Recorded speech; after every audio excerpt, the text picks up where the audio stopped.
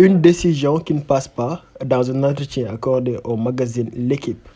La sprinteuse Alba Diouf fait part de son mécontentement suite à la décision de la Fédération internationale d'athlétisme d'exclure les transgenres de la catégorie féminine.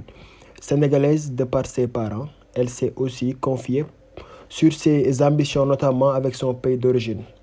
Pour beaucoup, les preuves que les femmes trans ne conservent pas un avantage sur les femmes biologiques sont insuffisantes. Ils veulent plus de preuves avant de prendre en considération l'option d'une inclusion dans la catégorie féminine.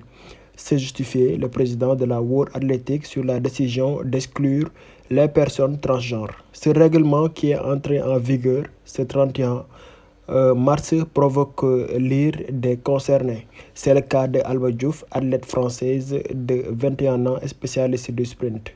Celle qui s'est vue accorder son changement d'état civil en 2021 argue. Je considère que c'est de la discrimination.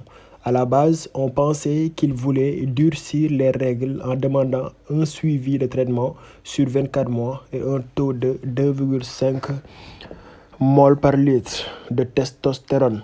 Mais là, c'est de l'acharnement.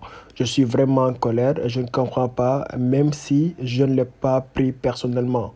L'instance de l'athlétisme mondial justifie ce choix par sa volonté de protéger la catégorie féminine. Un argument qui ne tient pas la route selon Alba Diouf. J'ai un traitement qui réduit fortement mes forces. Je ne peux plus courir avec les hommes, ce n'est plus possible. Pour moi, il n'y a que l'entraînement qui permet de faire la différence entre une femme transgenre et une femme cisgenre. Les femmes trans ne menacent personne. On n'a jamais dominé les sports féminins.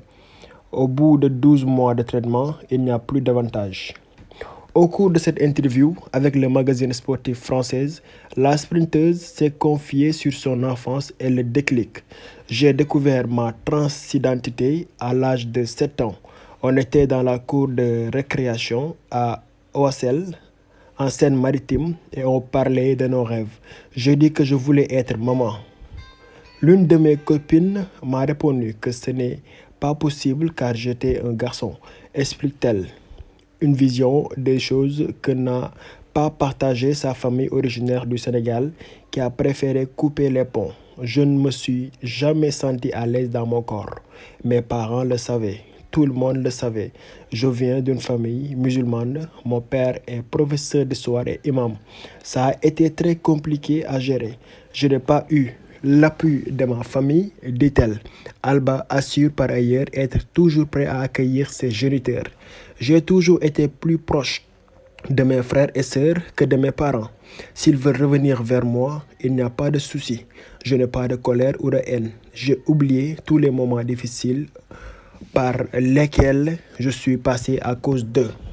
De confession musulmane, la sprinteuse évoque l'importance de sa foi dans le combat qu'elle mène. Ça m'a énormément aidé. Sans la religion, je ne serais plus là. J'ai commencé l'école coranique très jeune. Je parle arabe. L'islam est là pour apporter de la paix et des droits. Les gens ont des idées reçues. Je l'ai vécu quand je portais le voile. J'ai arrêté de le faire. J'ai mis une part de mon identité de côté à cause des gens. Sur la prise de distance avec son père, Alba ajoute: mon père a toujours été bienveillant et ouvert d'esprit. Il m'a toujours transmis un islam ouvert, mais à partir du moment où je lui ai dit que j'étais transgenre, il a fermé son esprit. Suspendue aussi par la Fédération sénégalaise d'athlétisme, la coureuse ne compte abdiquer. Alba Diouf prévoit de prendre part aux différents rendez-vous de sa discipline en arborant notamment les couleurs de son pays d'origine. J'aimerais pouvoir courir pour le Sénégal, par exemple, pays où elle a vécu jusqu'à ses 4 ans, mais dont elle ne possède pas la nationalité, participer aux Jeux olympiques. Depuis tout ça, l'interdiction de concourir, je veux faire bouger les choses. Je suis une personne qui aime bien sa petite vie tranquille, mais je me rends compte que je ne peux pas rester dans ma zone de confort. Ce serait égoïste. Je ne vais pas être la seule athlète transgenre qui va vivre ça. Je vais sûrement recevoir des critiques, mais je m'en moque. Je vais me présenter aux compétitions.